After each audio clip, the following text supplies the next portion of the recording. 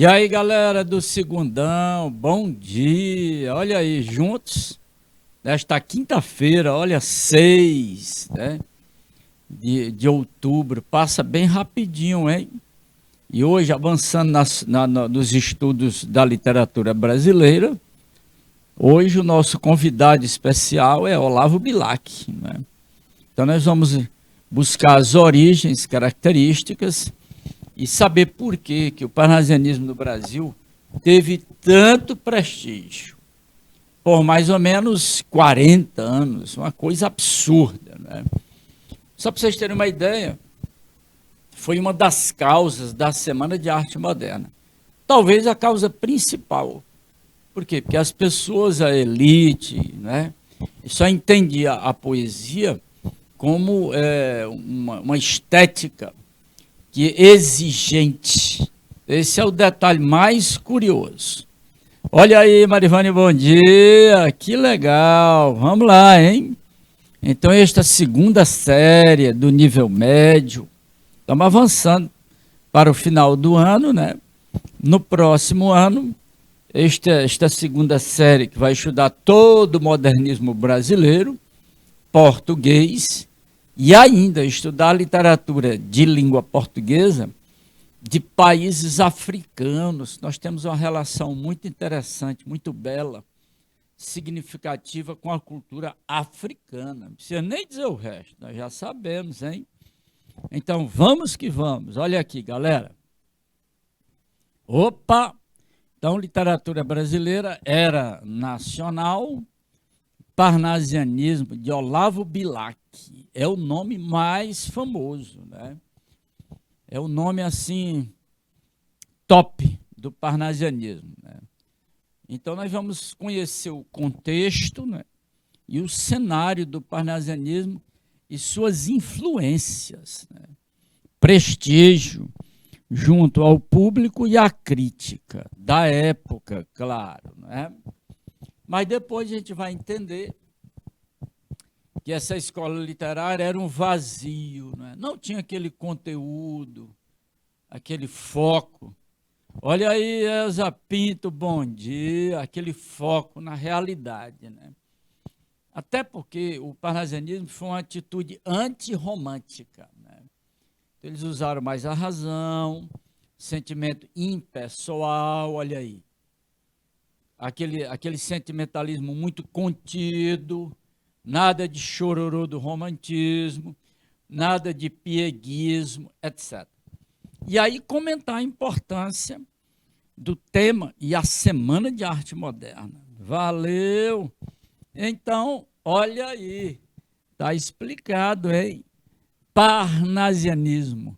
Então você tem o ismo, olha aí, que é a tendência, e tem a palavra parnasiano, Parnasso, olha aí. Uma região da antiga Grécia. A Grécia é um retorno à cultura greco-romana, né? Filosofia, literatura, mitologia e por aí vai. Perfeição, isso. Então, tudo começa em 1882 com o maranhense Teófilo Dias, olha aí. Publicou um livrinho sem muitas pretensões, chamado Fanfarras. Não deu outra, começou uma nova era, né, dos estudos da literatura brasileira. E vai indo, né? Olha aí, 1882, você tem aí 40 anos, né? Que coisa! Olha que coisa mais curiosa, não é? Gente, vai até a Semana de Arte. É só uma maneira de dizer, claro, né? Então, já vinham batendo no parnasianismo algum tempo antes, mais ou menos uns 10 anos, já haviam, né, os jovens do grupo do Oswaldo de Andrade, Mário de Andrade, né, já vinham rebatendo um pouco essa poesia da arte pela arte, olha aí, né, essa exigência, etc.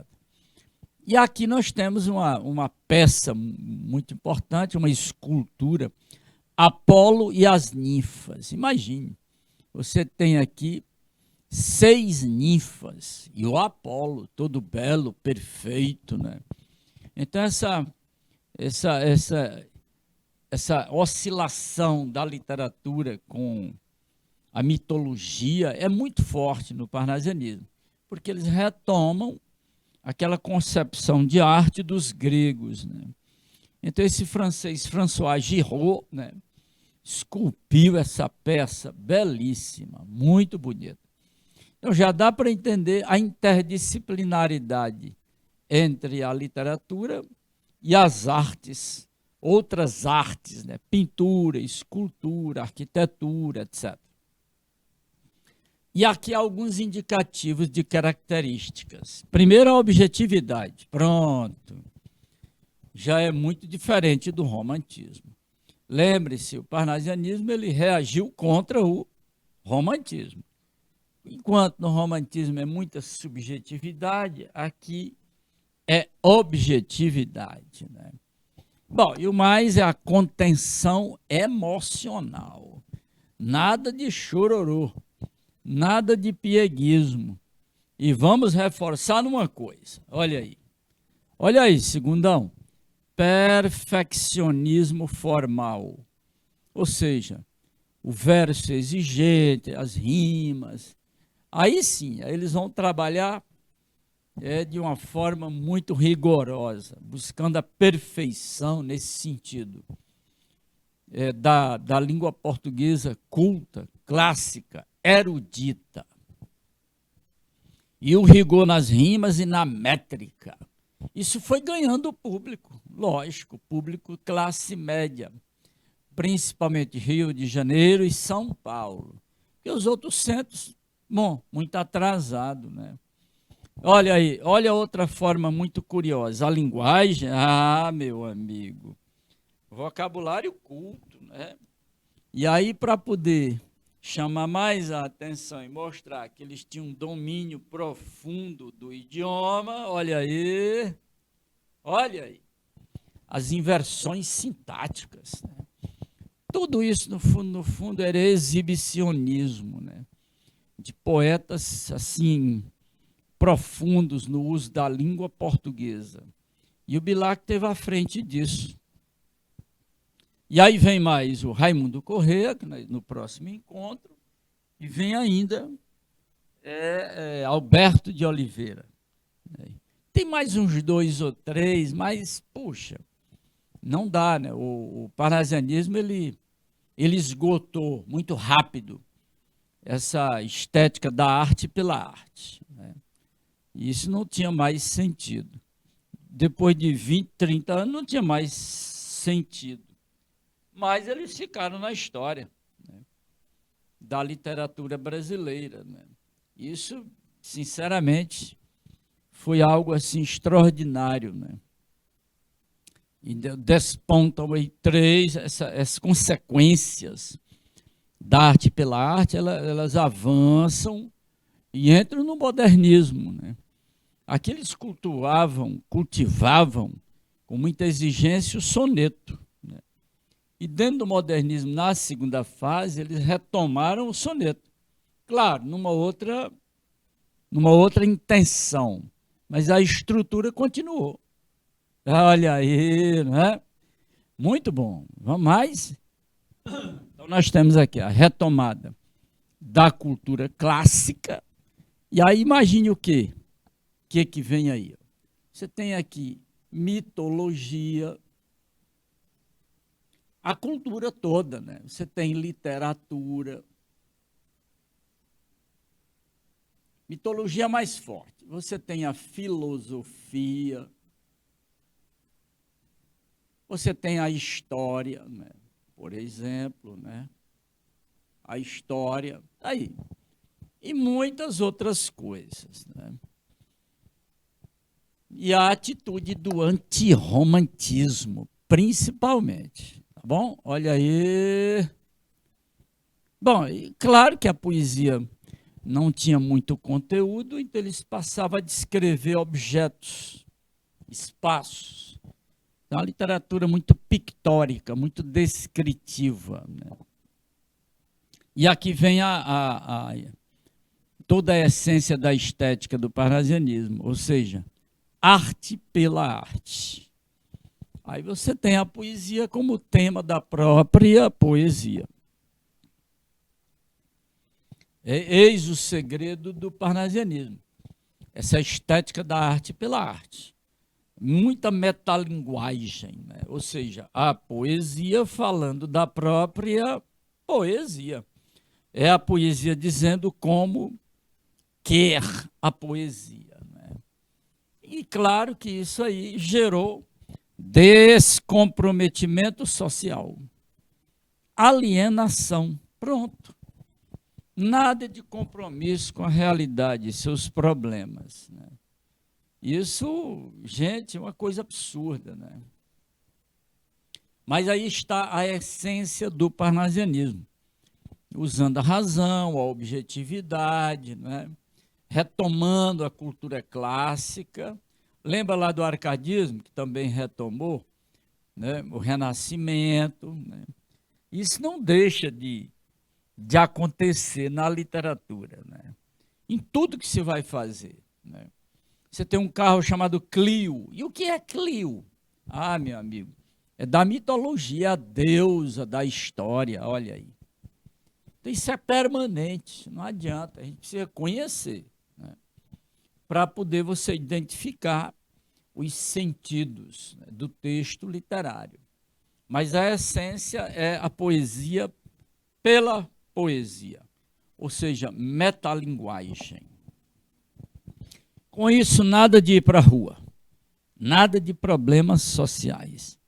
Eles foram completamente alienados dessa situação. Não quiseram compromissos com isso aí. O compromisso da arte parnasiana é com a poesia. Olha aí, a poesia pela poesia. Isso é metalinguagem. Fechado? Segundão? Cuidado aí, hein? Estamos nos preparando para chegar no texto, né? E o autor nosso convidado de hoje foi quem teve mais prestígio, né, nesse período. Era o grande Bilac, né?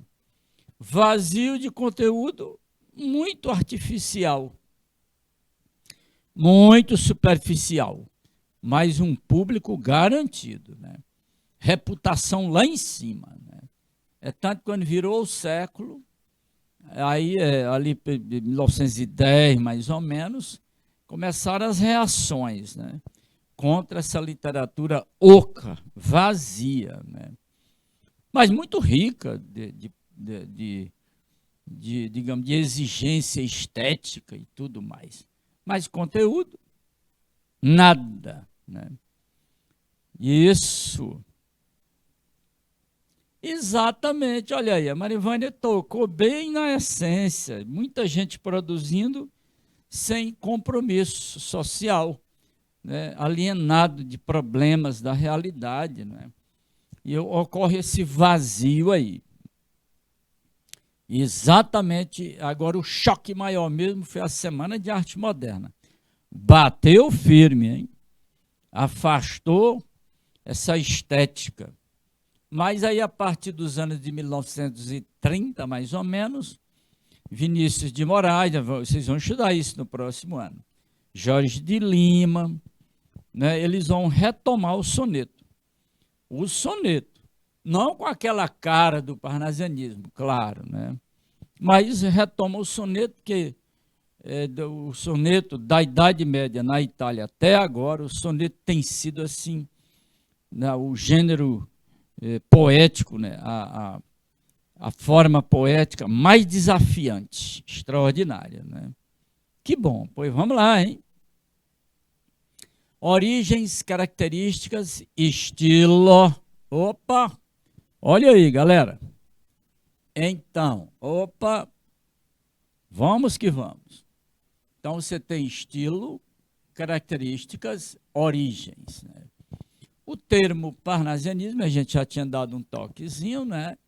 Tem o ismo, que é a tendência, e tem a palavra Parnasso. Se refere ao monte, né, onde vivia o deus Apolo. Olha lá a escultura do Apolo que eu mostrei para vocês. E musas dos poetas, né? E esse movimento ele começou na França, a partir da década de 1860, mais ou menos. Foi publicada uma revista muito famosa, né? Revista Parnasse Contemporain, né? Do Parnasse, né? Esse Théophile Gautier aqui foi quem começou isso aí. Poeta muito famoso na França, né? O parnasianismo ele está bem associado a um período que a gente chama de Belle Époque, aquela época dourada das elites europeias, né? Faltou um Szinho bem aqui, foi meu dedinho, né? Das elites europeias, né? E aí explodiu no resto do Ocidente, né? E esse estilo, né, é essa euforia, vai refletir essa euforia do capitalismo, né, do entretenimento, né? Mas no fundo foi uma reação, né, contra o romantismo, né? E muito indiferente aos dramas do cotidiano. Indiferença, olha que coisa terrível, né? Aos dramas do cotidiano. Esse é o detalhe, né? Tá aí. Né? É impressionante essa situação aí. Vamos sempre lembrar isso aí, que o poeta parnasianista, ele se omite, se esconde dos problemas sociais, ele vai agradar um público que não tem problemas, né? Que é esse público que vive esse período da Belle Époque, né? Os famosos cabarés de Paris, né? A dança do cancan, a bebida, o absinto, belas roupas, tudo isso. E a elite do Rio de Janeiro vivia isso aí. Então, o parnasianismo ele chegou no momento bem apropriado, né? Ganhou prestígio público e foi um problema para mudar essa mentalidade. Levou tempo, não foi fácil, né? Foi complicado, né? Valeu aí, galera. Que bom, segundão, nesta manhã, que beleza, né? Temos aí algumas coisas boas para a gente ver, principalmente os textos, né? Esses chamam a atenção. Olha aí a turma toda aí, hein? Muito bom. Parnasianismo, né? Quando se fala em parnasianismo, olha, o nome que vem logo são os três grandes nomes, né? Mas ainda tem Vicente de Carvalho, tem uma senhora, Francisca Júlia, né? E aí vira o século, muitos autores que produziram no início do século passado ainda trazem as marcas do parnasianismo, hein? Nós temos um poeta famoso do Piauí, o mais famoso, o mais conhecido, da Costa e Silva, né?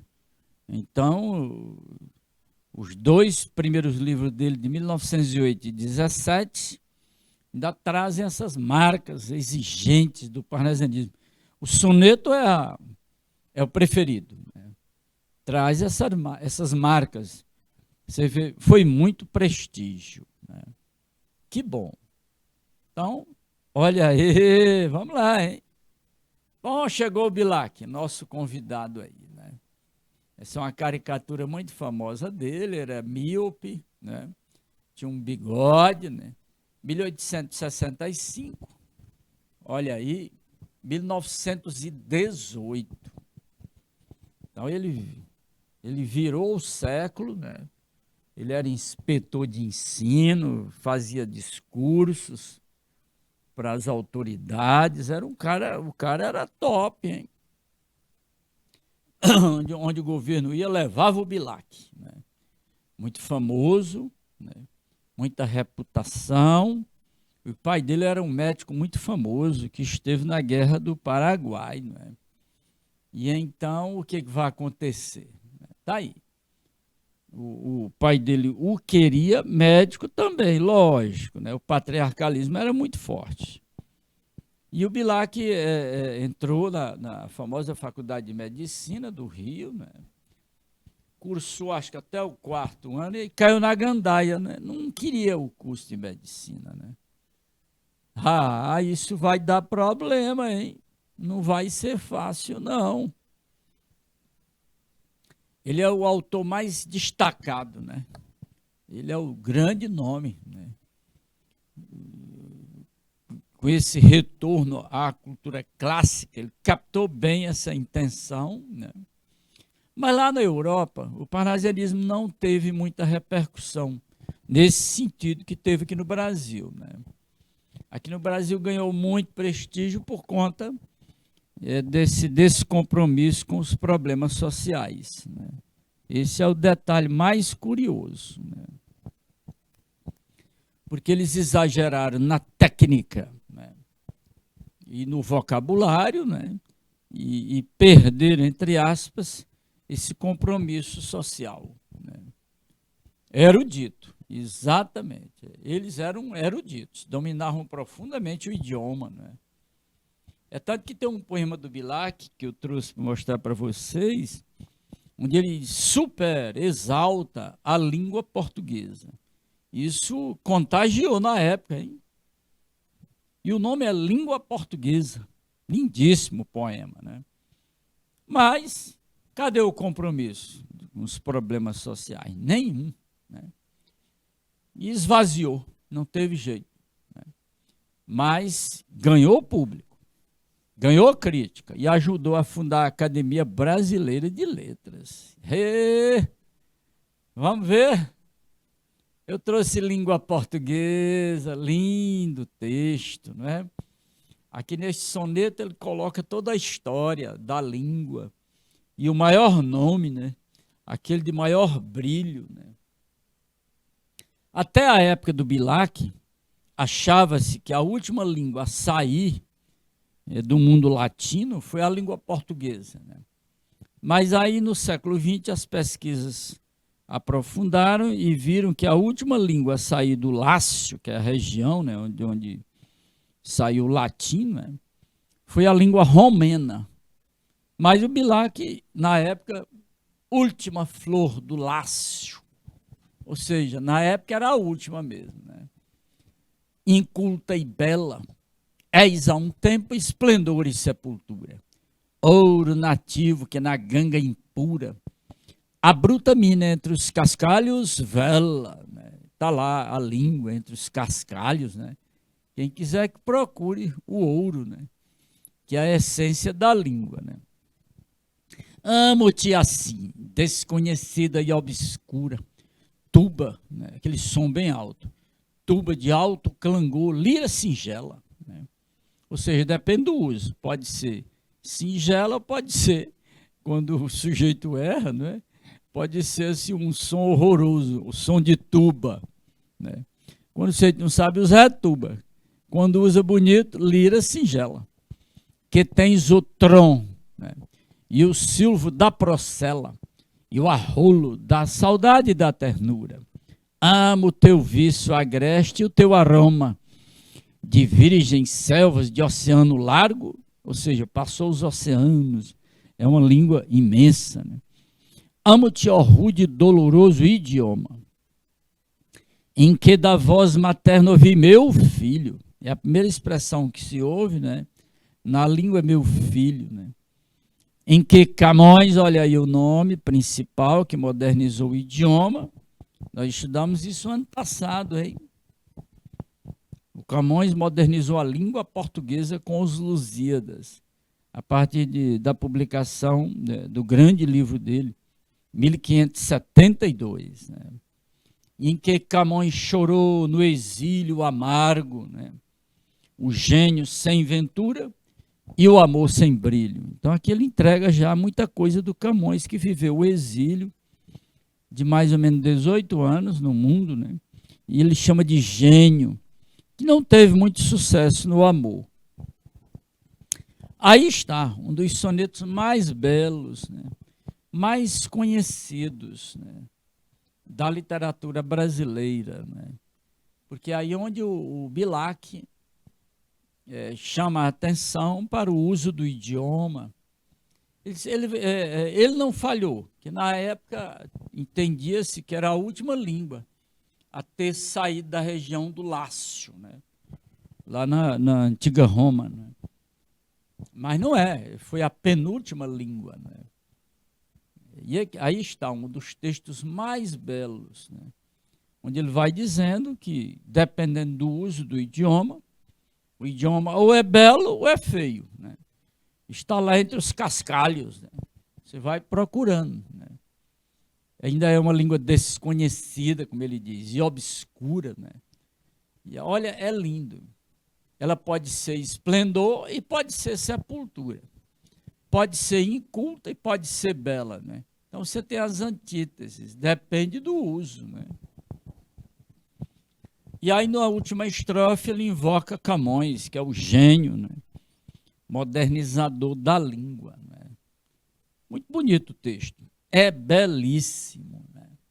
Olha, galera, a coisa aí é muito bonita. Né?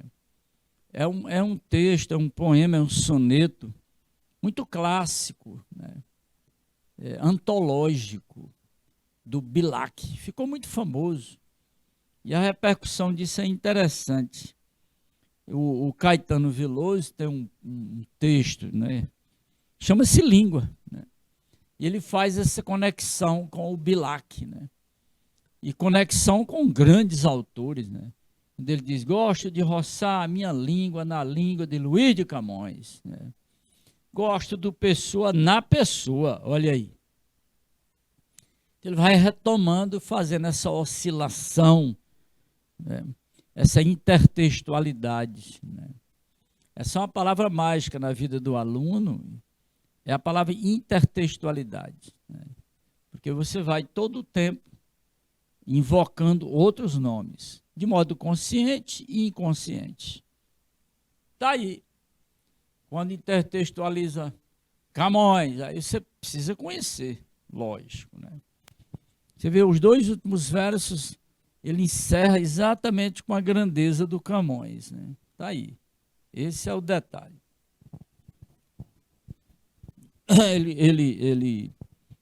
Ele fecha o soneto dele, né? Louvando Camões, porque foi com o Camões que a língua portuguesa adquiriu a sua modernidade, lógico, né? E qual é a primeira expressão que a criança ouve ao nascer? Meu filho. Pronto. Perfeito. Né? Então, você tem o nascimento do idioma, né, na região do Lácio, e tem o nascimento nesse sentido de você ouvir a língua portuguesa. A primeira frase, né? Meu filho. Né? Muito belo. Perfeito. É uma grandeza extraordinária isso aqui, né? E aí, galera, eu vou limpar para mostrar outra delicadeza aqui, né? Que é a estrutura do soneto. Desculpe. Limpando. E aí você tem as rimas, né? O verso é super exigente na métrica, claro. Olha aí, você tem 1, 2, 3, 4, 5, 6, 7, 8, 9, 10, né? Vamos ver se é todo de 10 mesmo. Vamos ver o menor, né? 1, 2, 3, 4, 5, 6, 7, 8, 9, 10. 10 sílabas. São decassílabos perfeitos, né? E as rimas, ó, bela A. Vela A também, né? Só para mostrar aqui uma cor diferente. Né? Ura, de sepultura, B. Pura, B novamente. Ai, que peninha. Então, você tem AB, BA. Você tem rimas opostas. Né? Tá aí. São rimas opostas. Né? AB, BA. Aí tem obscura, singela, procela, continua rimas opostas e versos decassílabos. E a língua em alto nível, né? Erudita. Marivane já colocou aí. Você tem palavras aqui que você tem que ir para o dicionário, porque não é fácil. Ouro nativo, que na ganga, ganga é aquela bateia de movimentar o cascalho, né? Aí clangou, som, o tron, som também, o arrolo, aquele clima, né? Aí vai indo, é um idioma em alto nível, né? Erudito mesmo. Então era isso aí que agradava o público. E isso marginalizava quem não entendia de poesia, né? Tá aí o Bilac. E tem mais. Eu trouxe um texto muito famoso, né?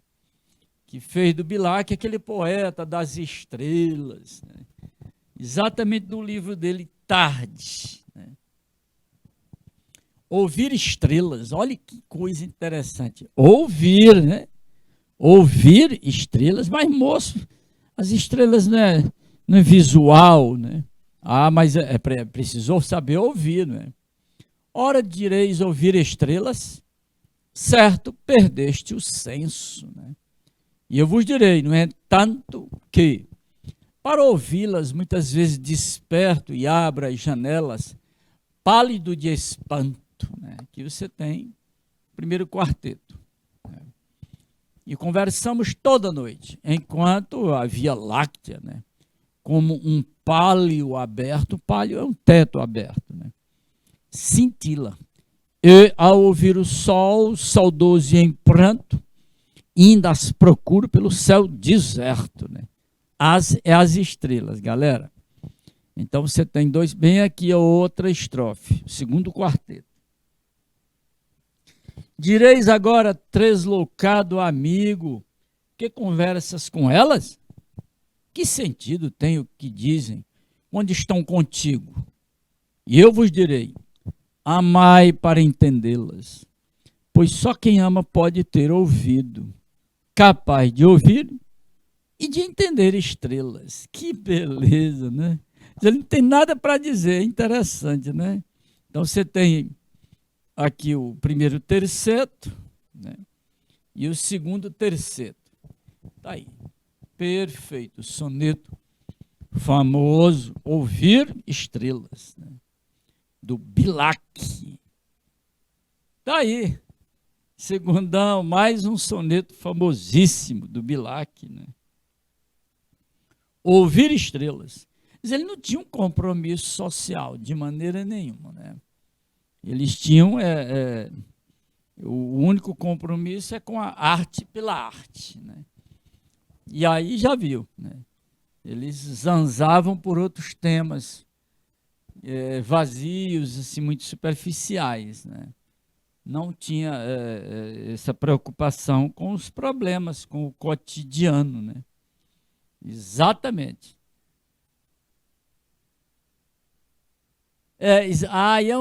É um caso muito curioso, porque as pessoas, não é, Marivânia, com o modernismo, não tinha o verso livre, não é? E aí muita gente que não entende nada de poesia passa a produzir, entre aspas, poemas com versos livres. Aí você vai atrás do conteúdo, cadê? Não tem. Esse é um problema muito sério.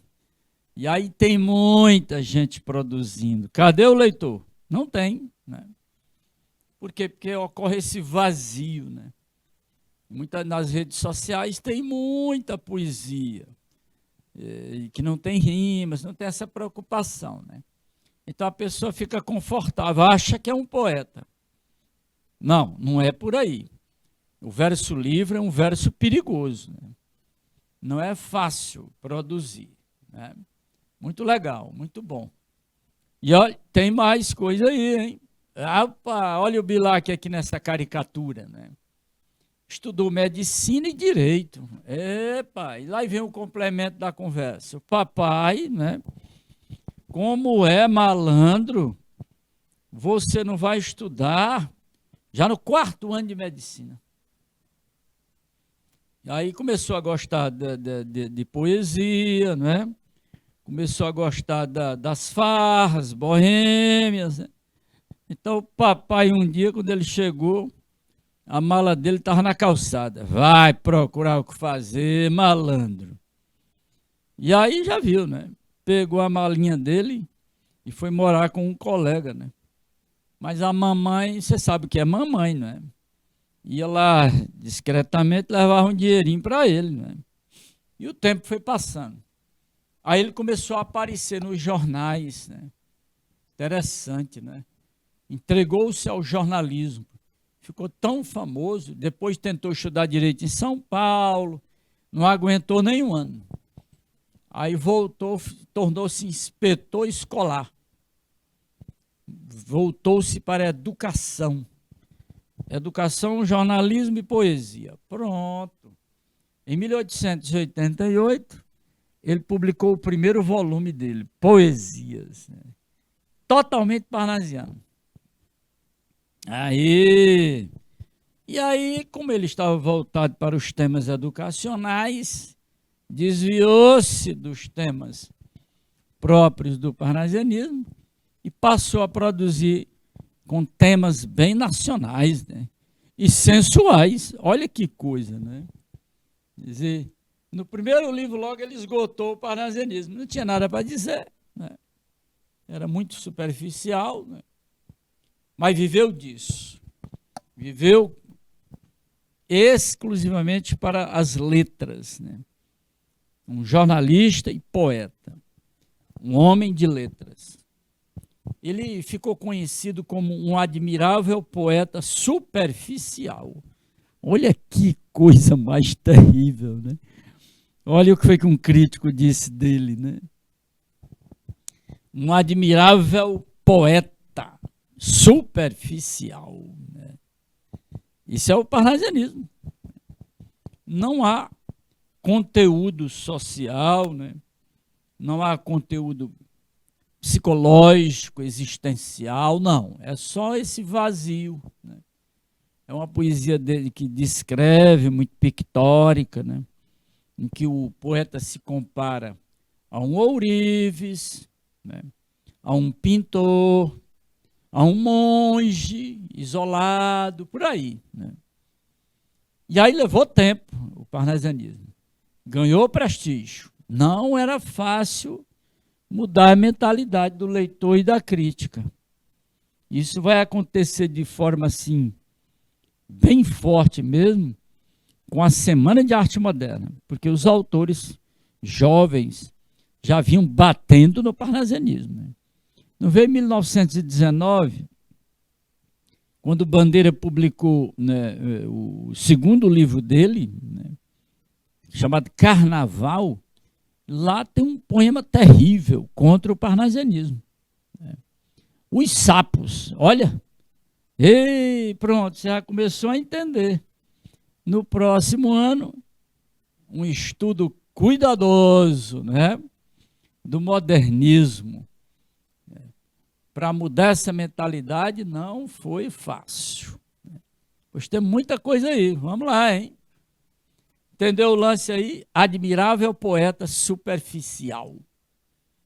O primeiro livro, Poesias, nossa, foi uma beleza. Só parnasianismo. Mas aí esgotou, foi rápido, né?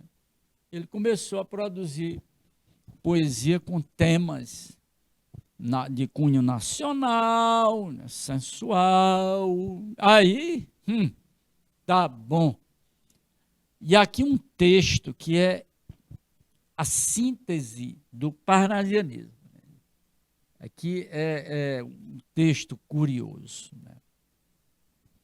Longe do estéril turbilhão da rua, Beneditino escreve a um poeta. Então ele está mandando um recado para um poeta, né? Como é que se deva comportar? Bom, primeiro, você não vai trabalhar, não vai para a rua. A rua não é tema da poesia. A poesia é algo muito superior e por aí vai, né? No aconchego do claustro, olha aí, o poeta deve se comportar assim como um monge, né? Na paciência e no sossego, trabalha e teima e lima e sofre e sua, né? Coisa terrível, né? Olha que verso incrível, né? É uma figura de linguagem muito conhecida, né? Aliás, aqui você tem três figuras de linguagem, né? trabalha e teima e lima e sofre e sua. Né? Você tem aliteração, você tem polissíndeto, você tem gradação. Olha que coisa, né? É uma coisa impressionante mesmo. Mas que na forma se disfarce o emprego do esforço e a trama viva se construa de tal modo que a imagem fique nua, rica, mas sóbria, como um templo grego. Olha aí a ligação, né? Essa interdisciplinaridade aí, o templo grego, né? Então a poesia parnasiana dialoga com outras artes, né? Aí é a interdisciplinaridade, né? Não se mostre na fábrica o suplício do mestre, e natural o efeito agrade, sem lembrar os andaimes do edifício. Olha aí a arquitetura, né? Então, a estrutura do texto, né, é isso aí. É como um andaime, né? Porque a beleza gêmea da verdade, arte pura, inimiga do artifício. Imagine, inimiga do artifício é ótimo. Parece uma ironia. É a força e a graça na simplicidade, tudo menos simplicidade. Eles eram super exigentes. Então você tem aqui um pouco, né, dessa profissão de fé do parnasianismo, naquilo que eles acreditam, né? E ele reforça no outro poema, hein? Nós vamos ver agora. Tem outro poema que o Bilac joga duro, produz mais de 30 estrofes, né? Dizendo como é a poesia parnasiana. Você imagina, aqui você já tem muito dele dizer o que é, como um poeta deva se comportar. Imagina, ele vai produzir outro poema reforçando essa postura, né?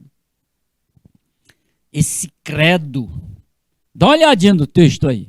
Me dê um minuto aí, meu diretor.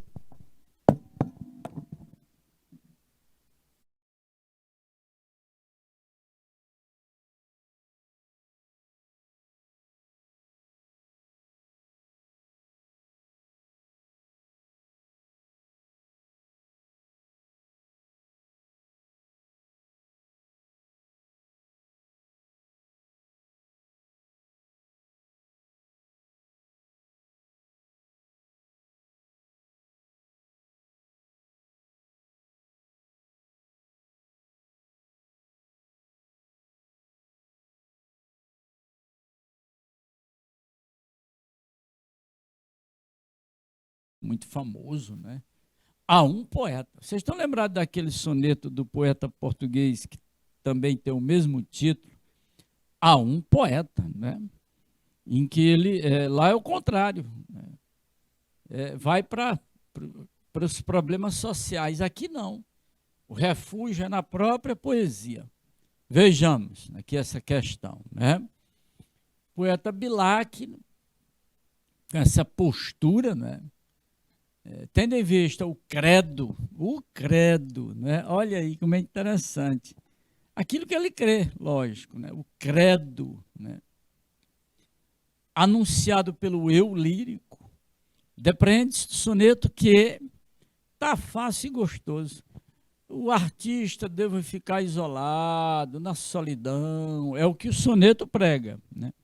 Então a letra B é muito clara, né? Devo ficar na solidão, e tanto problema na realidade, né? Assim foi o parnasianismo, né? Esse é o detalhe mais curioso, né? Valeu, e tem mais outra questão aqui, hein? Tendo em vista Bilac mostrar como deve o poeta se comportar com a poesia, e essa advertência é em forma de versos. Olha aí, olha como é interessante, né? Ele teoriza sobre a própria poesia, né? Então, um texto metalinguístico. Então, entendemos que o poema, ficou bom. A letra A já entrega. É claramente metalinguístico. É a poesia falando da poesia. Muito bom. Perfeito. Isso, Marivânia, que legal. Vamos lá. Muito bem.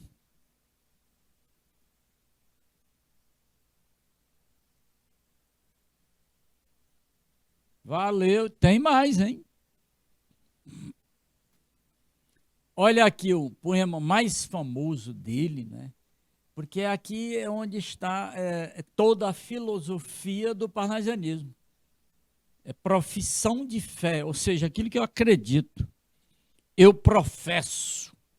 E aqui tem uma pessoa com uma lupa olhando um detalhe de perfeição, um joalheiro, olha, um ourives, porque o poeta parnasiano ele se compara a um ourives, né, buscando a perfeição da joia dele, né?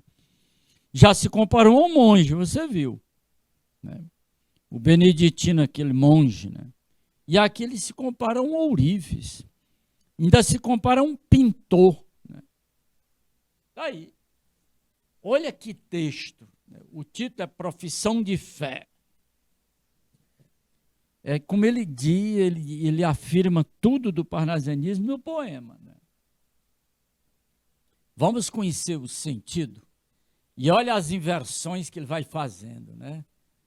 Invejo ourives quando escrevo, imito o amor, com que ele em ouro alto relevo faz de uma flor. Que coisa, né? Que coisa, né? Imito, e pois nem de Carrara a pedra firo. Carrara é uma região da Itália onde tem um mármore mais gostoso, mais belo, né? E aí vai esculpir nesse mármore. Então ele já se compara também. Eu vou colocar aqui mais ou menos, né? O poeta parnasiano. Ele se compara aqui. O poeta se compara ao ourives, né? Tá aí, você está vendo, né? Se compara a um pintor, se compara a um escultor, se compara a um monge também, né? Você viu aí. Olha que coisa mais interessante, né? Um ourives, porque ele quer a perfeição da peça, né? Há um pintor, né? Ele é visual, muito descritivo. Um escultor que vai lapidando, vai ajustando, né? E é um monge, o isolamento, solidão, né? Então, o poeta parnasiano é isso. Ele coloca bem isso no poema dele, né? Profissão de fé, e naquele há um poeta. Ei, olha aí, galera, olha aí, segundão. Cuidado, hein? Olha que beleza, né? Com aquela lupa ali, olhando a pecinha, o diamante, buscando as reentrâncias, buscando a perfeição. O alvo cristal, a pedra rara, o ônix prefiro.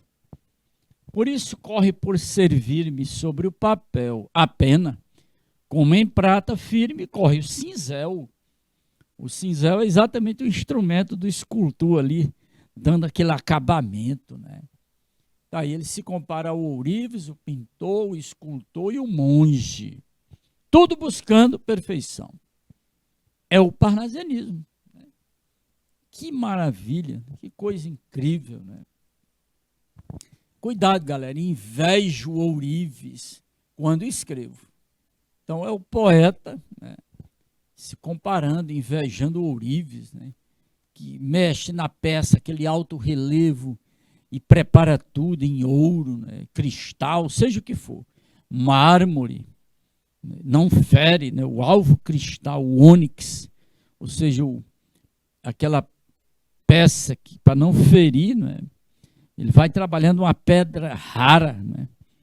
E então, por isso corre por servir-me sobre o papel, a pena, a caneta, né?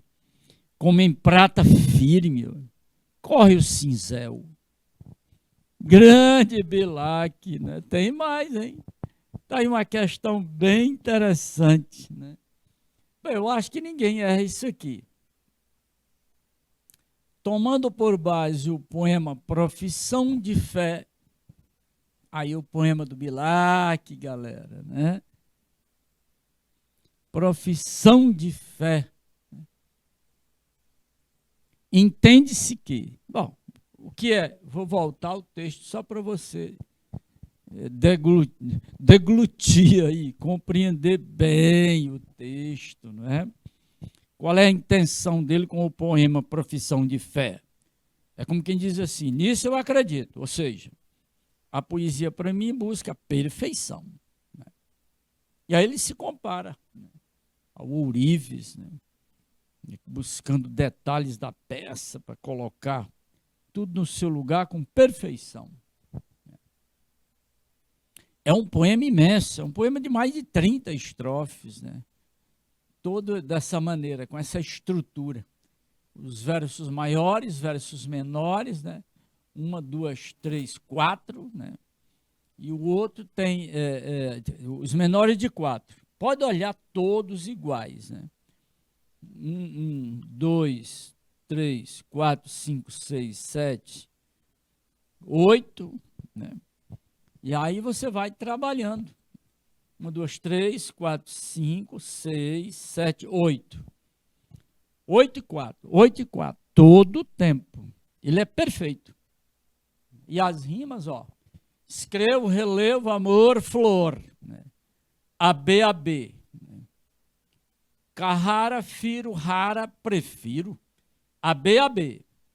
Servir-me, papel, firme, cinzel. AB, AB. São rimas cruzadas, todo o tempo. Mais de 30 estrofes. É mole, não é fácil, parece uma matemática. Não é? É tanto que o Oswald de Andrade, no Modernismo, vai dizer o seguinte, só não se inventou uma máquina de fazer versos, porque não precisava, já tem o parnasianismo. Né? Essa coisa muito automática. Né? Pode observar as estruturas. Né? Rima e métrica. É perfeito. Só para vou mostrar para vocês aí. Tá aí, ó. Muito bom. Então, olha qualquer um. Ó. Faz de uma flor. 1, 2, 3, 4. Aí tem o maior. Não tem para onde. Você tem. Não tem jeito. Esse bem aqui, ó. 1, 2, 3, 4, 5. Aqui junta. 6. Aí tá firme. Você tem 1, 2, 3, 4, 5, 6, 7, 8. Então você tem os maiores de 8, os menores de 4. Né? Incrível. E aí vai embora, hein? Passando aqui. Ah, a resposta, claro. Né? Vamos à resposta. Vamos à questão. Tomando por base o poema, entende-se o quê com esse conteúdo do poema? Ah, no texto estão concentradas ideias e atitudes do poeta parnasiano. Ou seja, o credo da poesia parnasiana. Letra A. Não tem para onde. Perfeito. Estamos quase fechando nossa aula, não é? Olavo Bilac e o parnasianismo. Foi um período de muito prestígio. Poetas, eles eram famosos, né? Eles eram celebridades na época, né? Coisa incrível, né? Celebridades, né? Uma coisa muito interessante. Mas foram abalados mesmo de uma maneira extraordinária com a Semana de Arte Moderna. Já bem antes a turma já estava batendo muito, né? no parnasianismo. Essa máquina de fazer versos, né? De fazer rimas, né? Essa perfeição, essa coisa absurda. Né? Nada de conteúdo, não interessava muito não. Né? Então, para fechar, olha aí, galera. A última questão, né? É isso aí. O que demonstram as estrofes do poema Profissão de Fé, de Olavo Bilac? O que é que... Né? Aí o texto, você já tem a preocupação maior do poema. O poema ele foi escrito, um poema sobre a poesia, né? Como fazer a poesia. Então é metalinguístico. É para entender só. O poema ele foi feito para você compreender o que é a forma de fazer, né? É uma espécie de forma. Forma e forma. Né? Tá legal? Olha, segundão. Uma beleza isso. Muito legal, muito bom. Essa aula sobre o Bilac e o parnasianismo. Então vamos ver aí. O que é que se entende por isso? O que é que demonstra esse poema? É que no poema você tem exatamente a proposta do ato poético. Ou seja, tudo existe em função da forma. É a resposta, galera. Olha aí. Olha, muito grato, segundão aí. Até o nosso próximo encontro, tá bom? Valeu. Tchau, tchau. Até a próxima aula.